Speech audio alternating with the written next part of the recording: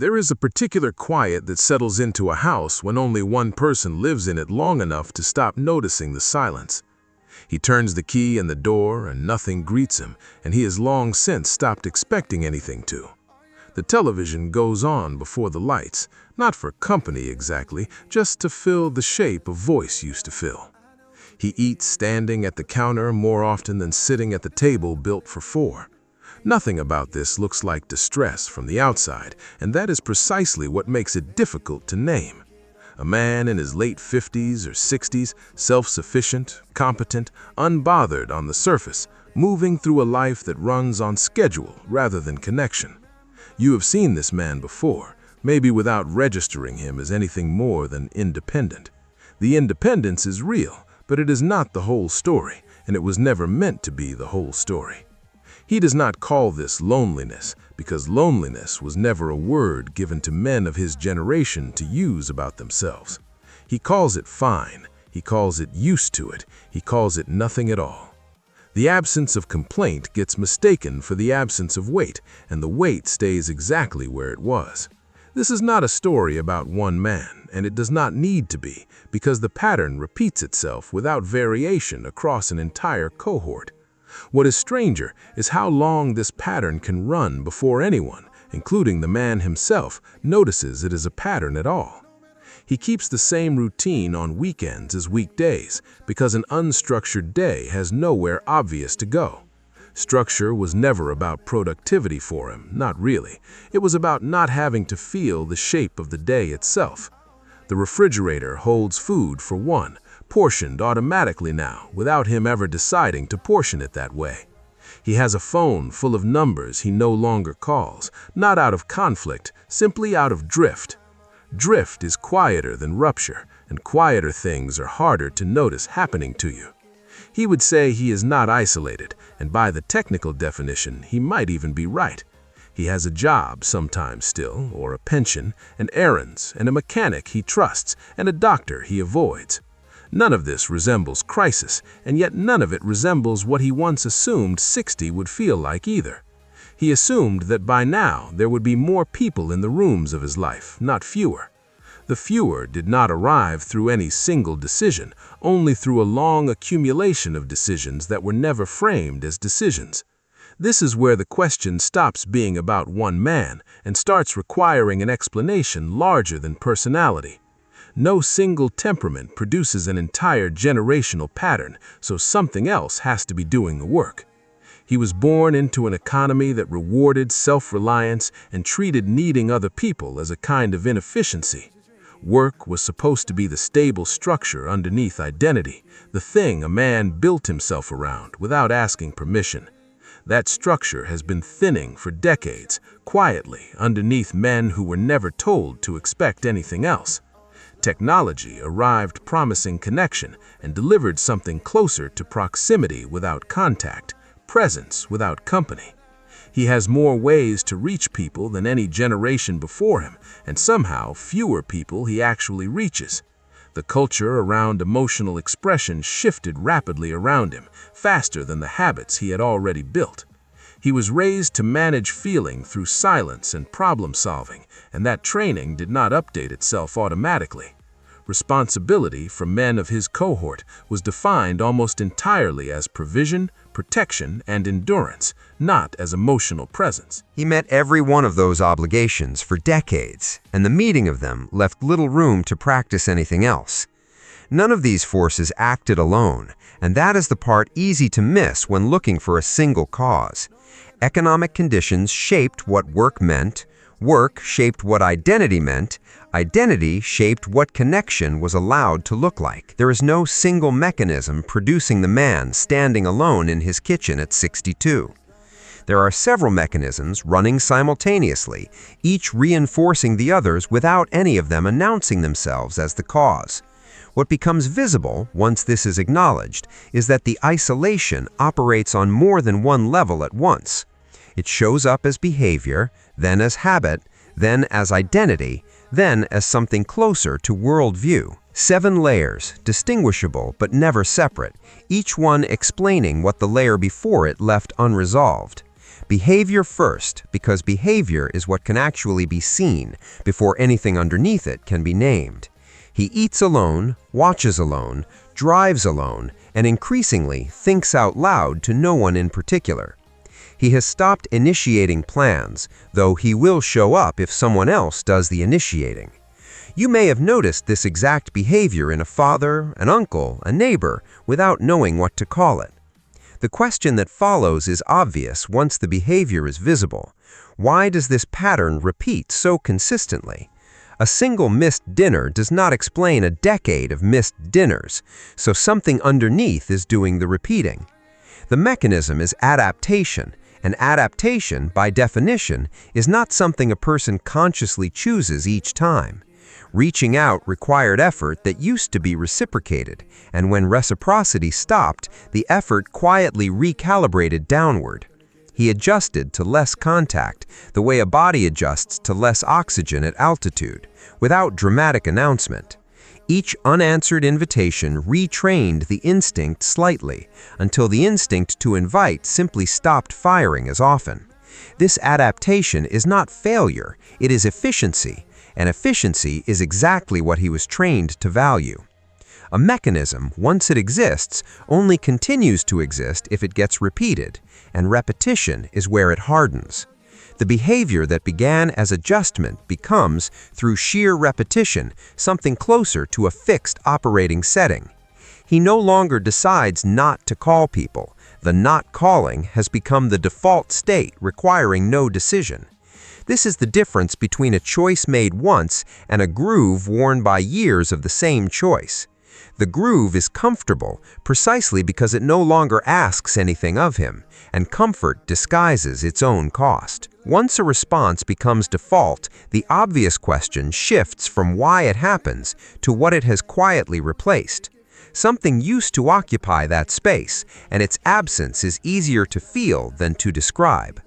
What disappeared, gradually and without ceremony, was the ordinary expectation of being asked how he is doing. Not in crisis, just in the unremarkable way friends used to check on each other for no particular reason. That kind of low-stakes contact requires practice, and the practice atrophies exactly like any other unused skill. He can still perform closeness in short bursts, at a wedding, at a funeral, then retreats without resistance from anyone. Nobody stops him at the door, because nobody notices the retreat as anything other than him being how he is. The cost is not obvious grief, it is something quieter, a narrowing of what feels reachable to him at all. That narrowing is the hidden cost, and hidden costs, unlike losses, rarely get mourned by the person carrying them. Once something has quietly narrowed, it does not simply stay narrow, it becomes the new boundary for what comes next. The boundary here is not about behavior anymore, it has moved into something closer to how he sees himself. He has started to describe himself, when asked, primarily through what he does, rather than who he is to anyone. His job, his house, his routines, these answer the question of identity more completely than any relationship does now. You can hear this in the way he introduces himself, functionally, competently, and almost entirely without reference to other people. This was not always how he understood himself, but it became the more available answer over enough repetition. An identity built around function asks a natural question next: what happens to that identity when the function ends? Retirement, for men shaped this way, often functions less like rest and more like the removal of a scaffold. The mechanism underneath is straightforward. Once identity is anchored to output, the absence of output leaves identity with less to stand on. He built himself around being useful, and usefulness was always measured by others, never generated privately from within. Alone, with no one measuring, the usefulness has nowhere obvious to land, and the identity built on it goes quiet with it. This accumulates the same way behavior accumulates, through years of reinforcement rather than one dramatic turning point. Every year he defined himself through provision was a year he did not practice defining himself through connection instead. The imbalance was invisible while he was working because provision looked from every angle like more than enough. What it cost him was the muscle for being known simply as himself, apart from what he could do for anyone. That muscle, unused for decades, does not reappear the moment it becomes needed, which is exactly the moment he is alone. The identity built on function is efficient right up until the function disappears, and then it reveals what it never included. What comes next follows naturally. An identity built without connection eventually collides with the need for responsibility toward others. Responsibility, for his generation, was defined almost entirely as providing, protecting, and never becoming a burden to anyone. He measures his own worth partly by how little he requires from the people around him. Asking for help registers, somewhere below conscious thought, as a failure of the exact role he spent his life fulfilling. This is not stubbornness in the way it looks from outside. It is loyalty to an old definition that never updated. The definition served him well during decades of being needed and serves him badly now that being needed has thinned. He will fix the roof himself before calling his son, not from pride exactly, but from an older kind of duty. That duty asks the same recurring question: what happens when responsibility is defined only outward, never inward toward the self? The answer accumulates quietly, the same way every other layer has, through years rather than through any single moment. He has practiced taking care of others for so long that taking care of himself reads as an unfamiliar category. Doctor visits get postponed the way he once postponed anything that felt indulgent rather than necessary. Loneliness itself gets filed under the same category, something to endure rather than something requiring attention or repair. This accumulation produces its own hidden cost, distinct from the cost buried in identity, though closely related. The hidden cost here is that needing anything starts to feel like evidence against the man he believes himself to be. So the needs go unspoken, not suppressed dramatically, simply never translated into language in the first place. A need that is never spoken doesn't disappear, it just moves into a layer where language rarely reaches. That layer is relationships, and what has happened to responsibility explains a great deal about what happens there next. His relationships, the ones that remain, tend to run through logistics rather than through disclosure of anything internal. Conversations with his adult children cover schedules, weather, minor repairs, rarely anything that could be called feeling. This is not coldness, it is the direct continuation of a responsibility structure that never made room for vulnerability. You may recognize this exact texture in a father who calls reliably but never quite says what is underneath the call. The friendships that remain from earlier decades survive mostly through habit, an annual visit, a text on a birthday. New friendships, the kind that require initiation and disclosure, become rarer with every year further from shared institutions like work. Work used to manufacture proximity automatically, colleagues who became friends simply through repeated contact rather than deliberate effort. Once that manufactured proximity disappears, the skill of building closeness on purpose is revealed as underdeveloped. This raises an obvious question about what relationships were actually doing for him during all those working years. They were mostly functioning as reliable structure, providing repeated contact without ever training the deeper skill of mutual disclosure. That structure worked exactly as long as an external institution kept generating it on his behalf, without his effort. Remove the institution, and what remains is the underlying skill level, not the appearance of connection it had been producing. The hidden cost surfaces here with unusual clarity. The relationships were plentiful, but the intimacy inside them was thin.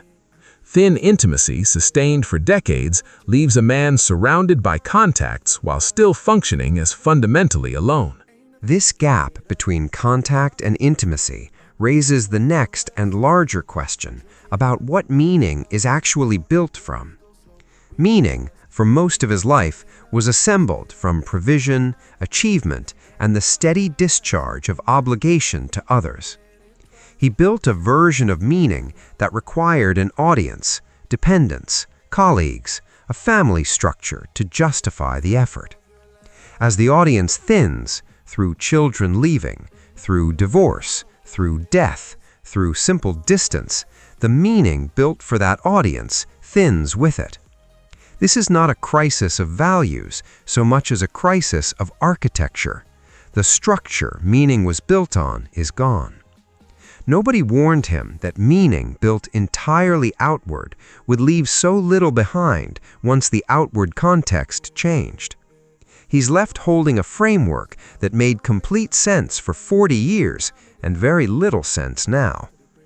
This produces a specific kind of quiet disorientation, not despair exactly, more like standing in a room with the furniture removed.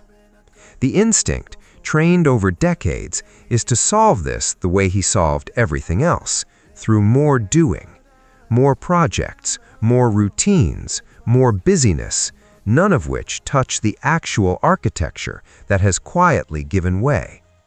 The hidden cost of meaning built this way is that it cannot be repaired through effort applied in the same direction that built it.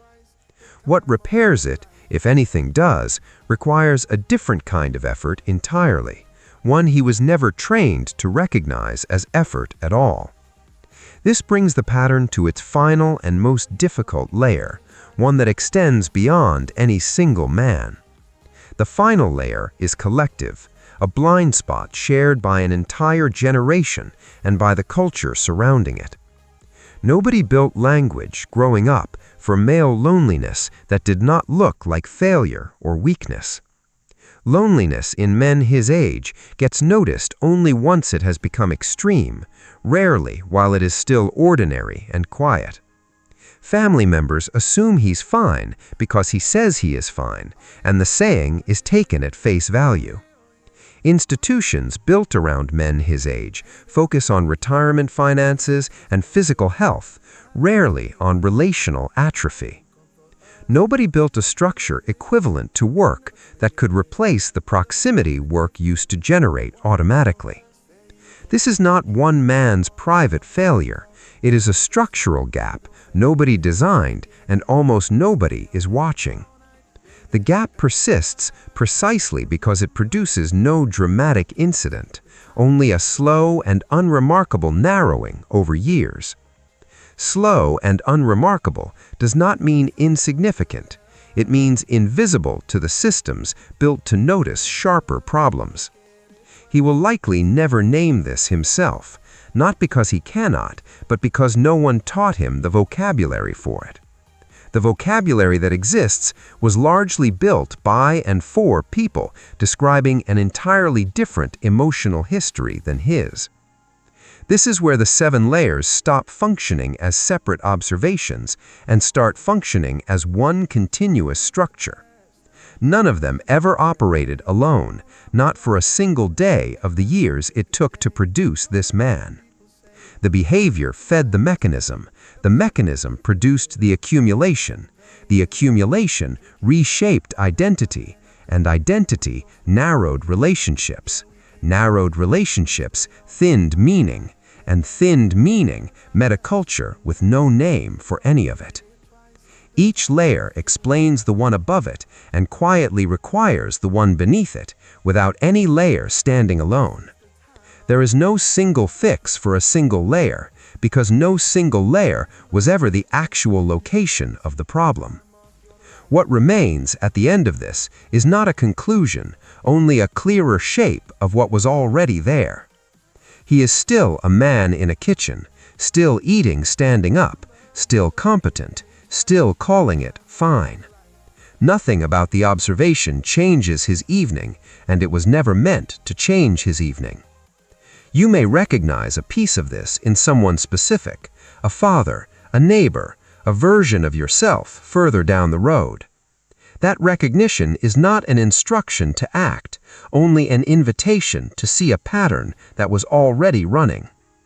The investigation stops exactly here, at the edge of recognition, without turning into a plan or a solution. There is another psychological pattern sitting just beside this one, still unexplained, still visible in ordinary rooms everywhere. It concerns the opposite condition entirely. Men who are never alone, yet describe the same quiet absence from within. That pattern remains unnamed for now, waiting, the same way this one waited, for someone to simply look at it directly. You are invited to keep watching, not for answers, but for the next pattern already forming in plain sight. Thank you for staying with this entire investigation from its first observation to its last quiet turn. If one of these 7 layers felt closer to your own life than the others, that recognition is worth sitting with. Share which layer felt the most familiar and consider staying for the pattern that follows this one.